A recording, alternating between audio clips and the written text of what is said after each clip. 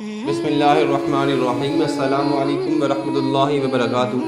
محترم سامعین، آپ دیکھ رہے ہیں حضرت بلال رضی اللہ تعالیٰ عنہ مؤذن رسول صلی اللہ علیہ وسلم کی ایمان افروز داستان حیات۔ آج کی یہ ہماری ایپیسوڈ نمبر 15 ہے۔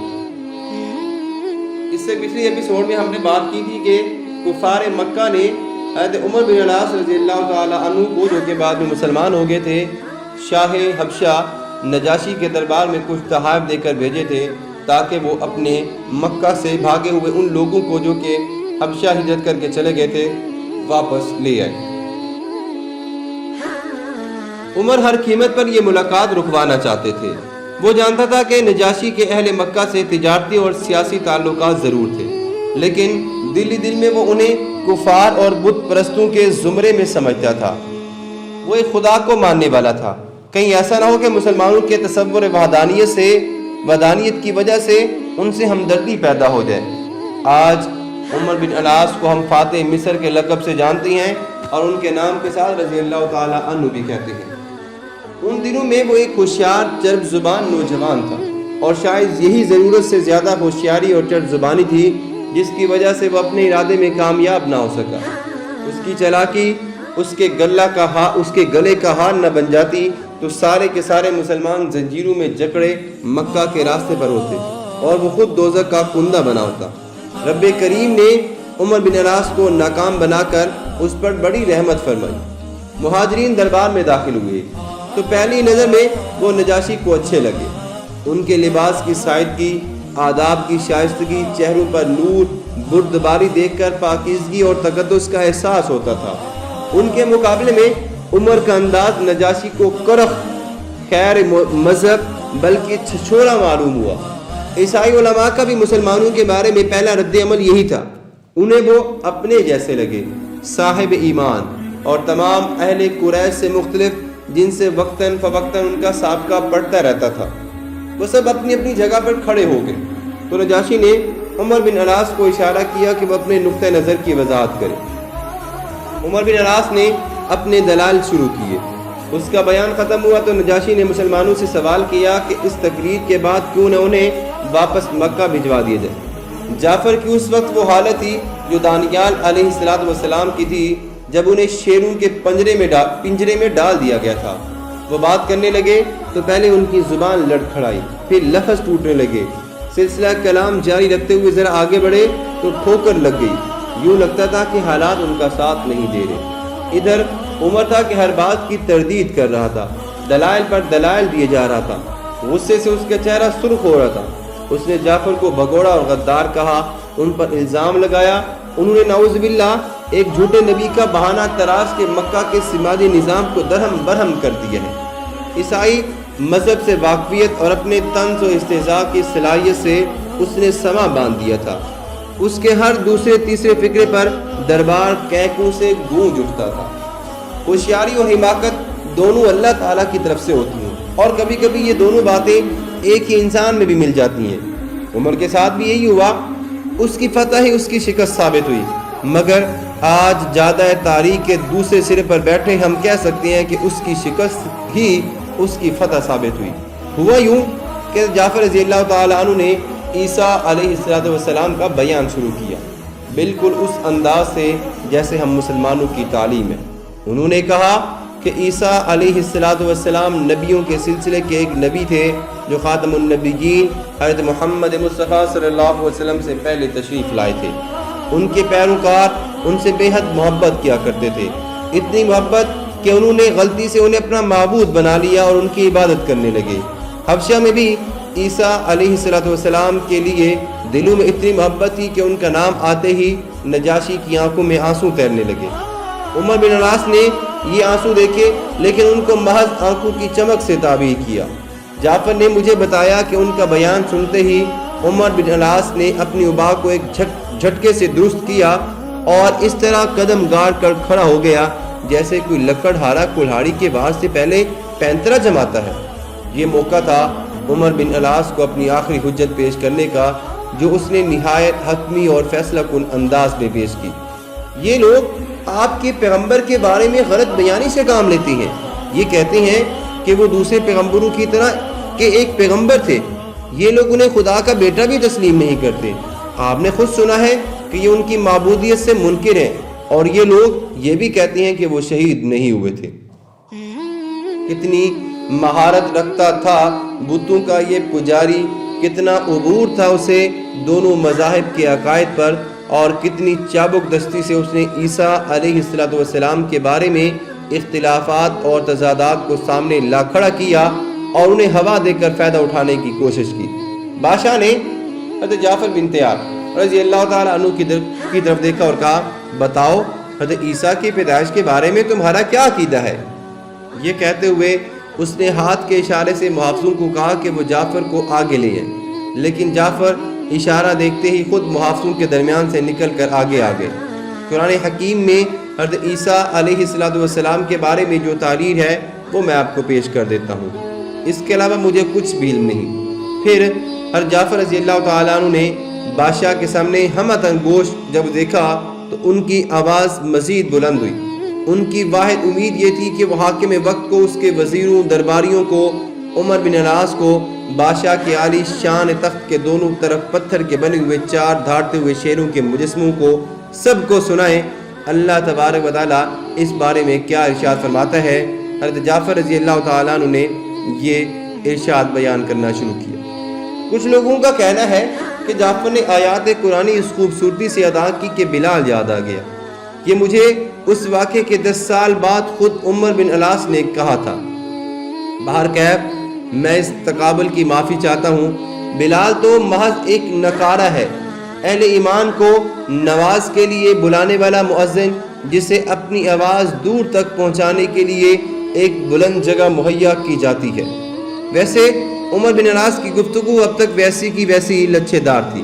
میں نے اور بہت سارے لوگوں سے بھی سنا کہ اس روز جعفر کی آواز بڑی پر اثر انگیز تھی۔ انہوں نے سورہ مریم کی چند آیات تلاوت کی تو محفل پر جیسے جادو چھا گیا۔ دربار کا ہر فرد حیرت زدہ مبہوت جعفر کے منہ سے نکلتے ہوئے ایک ایک لفظ کو غور سے سن رہا تھا۔ عیسائی علماء کی آنکھوں میں آنسو رواں دواں تھے۔ انہوں نے ہر لفظ کو اس کے معنی اور سیاق و سباق کے لحاظ سے اس حسن اور اعتماد سے ادا کیا کہ وہ واقعی محسوس ہونے لگا کہ یہ اللہ جل شانہ کے الفاظ ہیں جو کہ وحدہ لا شریک ہے۔ اور کتاب میں مریم کا بھی ذکر کرو، جب وہ اپنے خاندان سے الگ ہو کر ایک مشرقی مکان میں چلی گئی اور اپنے لوگوں سے پردہ کر لیا، تو ہم نے ان کے پاس انسانی شکل میں ایک فرشتہ بھیجا۔ جب مریم نے اسے دیکھا تو بولی، اگر تو خدا ترس ہے تو میں تجھ سے اللہ کی پناہ مانگتی ہوں۔ فرشتے نے کہا کہ میں اللہ کی طرف سے بھیجا گیا ہوں کہ تمہیں ایک پاکیزہ بیٹا دوں۔ مریم نے کہا، میرے یہاں بیٹا کیسے ہو سکتا ہے؟ مجھے تو آج تک کسی انسان نے چھوا بھی نہیں، اور میں بدکار بھی نہیں ہوں، نہ ہی میرے گھر والے ایسے تھے۔ فرشتے نے کہا، یوں ہی ہوگا، یہ اللہ تبارک و تعالیٰ کا فرمان ہے، اس کے لیے سب کچھ کرنا آسان ہے۔ وہ بچے کو اسی صورت میں پیدا کرے گا تاکہ اسے لوگوں کے لیے اپنی نشانی اور رہبت بنائے، اور یہ سب طے ہو چکا تھا۔ سورہ مریم پارہ نمبر 16 رکوع نمبر 2۔ ہر آنکھ سے آنسو رواں دواں تھے، اور خاموشی ایسی کہ دلوں کی دھڑکنیں سنائی دے رہی تھیں۔ جب ان آیات کا ترجمہ سنایا گیا تو سب پر دوبارہ رکت طاری ہوگی۔ نجاشی اپنے تخت سے اٹھا اور اس نے حضرت جعفر رضی اللہ تعالیٰ عنہ کو گلے لگا لیا۔ بادشاہ وقت کے بازو ان کے گرد حمائل تھے، اور عمر بن العاص تھا کہ انہیں زنجیریں پہنانے کے خواب دیکھ رہا تھا۔ ہم سونے کے پہاڑ کے عوض بھی تمہیں اہل مکہ کے حوالے نہیں کریں گے، یہ کہہ کر نجاشی نے اپنی چھڑی کی نوک سے فرش پر ایک لکیر کھینچی اور اس کی طرف اشارہ کرتے ہوئے کہا، قرآن اور انجیل کا فرق اتنا ہی باریک ہے، آپ لوگ جب تک چاہیں یہاں رہیں۔ یہ کہہ کر بادشاہ نے عمر بن العاص کے تحائف اسے واپس لوٹا دیے۔ عمر آخر عمر ہی تھا۔ عمر بن العاص اتنا کچھ ہونے کے باوجود بھی اس نے ہار نہیں مانی۔ ڈھٹائی کے ساتھ بادشاہ کی طرف مسکرا کر دیکھتا رہا، گویا یہ سب کچھ محض ایک کھیل تھا، ایک جوا تھا جس میں اس کا پانسا ذرا غلط پڑ گیا تھا۔ یہ تھا حبشہ شیروں کا مسکن، شہد کا منبع اور انصاف کا گھر، میرے اجداد کا وطن، لیکن مکہ قافلہ اور تاجروں کا شہر تھا۔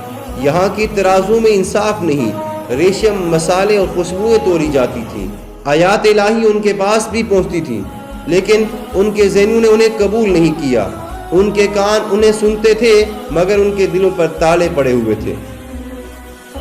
معاشرتی مقاطعہ۔ اب اذیتوں کا ایک نیا دور شروع ہوا جو کوڑوں سے کہیں زیادہ اذیت ناک تھا۔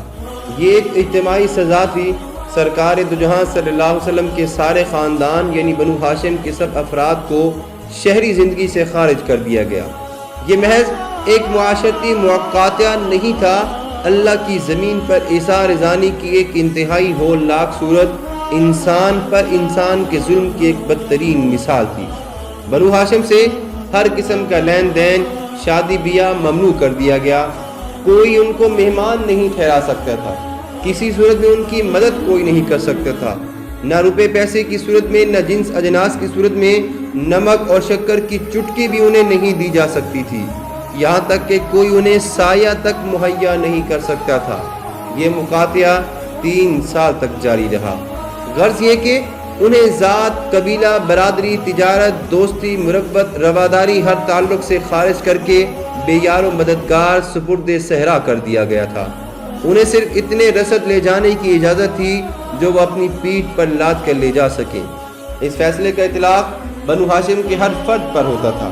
اس کے لیے سرکار دو عالم صلی اللہ علیہ وسلم کے پیغام پر اعتقاد رکھنا یا نہ رکھنا، ان کی باتیں سننا یا نہ سننا، ان کو پسند کرنا یا نہ کرنا ضروری نہیں تھا۔ سرکار دو عالم صلی اللہ علیہ وسلم کے ساتھ سب کو سزا دی گئی تھی، اور سزا کے لیے اتنا ہی جرم کافی تھا کہ وہ ان کے اہل خاندان ہیں، یہاں تک کہ امزاد کا امزاد بھی مستثنا نہیں تھا۔ سب کو یوں صحرا میں دھکیل دیا گیا جیسے وہ چھوت کے کسی خوفناک مرض میں مبتلا ہوں۔ بنو عبد المطلب نے اس اقدام کی مخالفت کی تو انہیں بھی اس مقاطعے میں شامل کر دیا گیا۔ صرف ابو لہب بنو ہاشم سے ہونے کے باوجود اس سے مستثنا تھا، کیونکہ وہ علی الاعلان پیغام رسالت کا منکر تھا۔